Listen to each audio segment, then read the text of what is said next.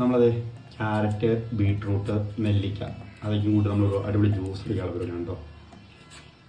നമ്മൾ 3 കൂട്ടം സാധനങ്ങൾ അരിഞ്ഞെടുത്തിരിക്കുകയാണ്. അപ്പോൾ ഇത് അടിച്ച് മിക്സായി കഴിഞ്ഞ് കഴിയുമ്പോൾ നമ്മൾ ഇതിൻ്റെ അകത്ത് മുന്തിരിയോടും ചേർക്കുന്നതാണ്.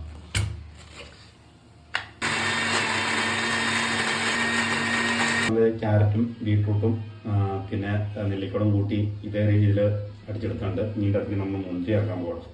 ഇനി കുറച്ച് ഇഞ്ചിയും നാരങ്ങളും ചേർക്കണം കേട്ടോ. അത് ചേർത്തതിന് ശേഷമാണ് നമ്മൾ മുന്തിരി അടിക്കുന്നത്. ഗൈസ്, അപ്പോൾ നമ്മൾ മുന്തിരിക്ക് നന്നായിട്ട് ഉപ്പുള്ളതിട്ട് കഴുകി വൃത്തിയാക്കി എടുത്തിട്ട് ജ്യൂസ് അടിക്കാനുള്ള പരിപാടിയാണ് കേട്ടോ. ഗ്ലാസ്സൊക്കെയാണ് കേട്ടോ. നമ്മളതിലേക്ക് മുന്തിരി ജ്യൂസ് അടിച്ചത് പകർത്തിക്കൊണ്ടിരിക്കുകയാണ്.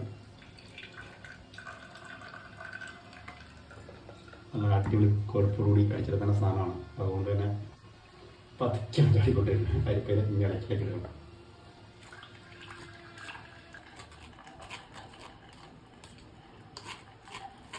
നമ്മൾ അതിലേക്ക് മിക്സ് ചെയ്ത് അടിച്ച സാധനം ചേർക്കാം കേട്ടോ.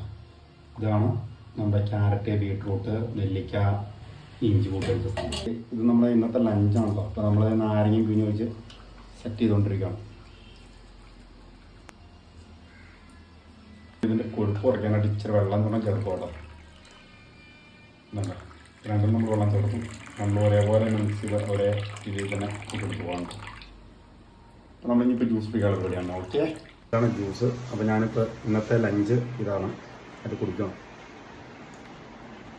സൂപ്പർ സാധനമാണ്. നിങ്ങൾ വീട്ടിലുണ്ടാക്കി നോക്കാം കേട്ടോ. എല്ലാത്തിനും നല്ല സൂപ്പറായ ജ്യൂസാണ്. ഇങ്ങനെ അടിച്ചുണ്ടാക്കി കുടിക്കുകയാണെങ്കിൽ സൂപ്പർ ടേസ്റ്റാണ്.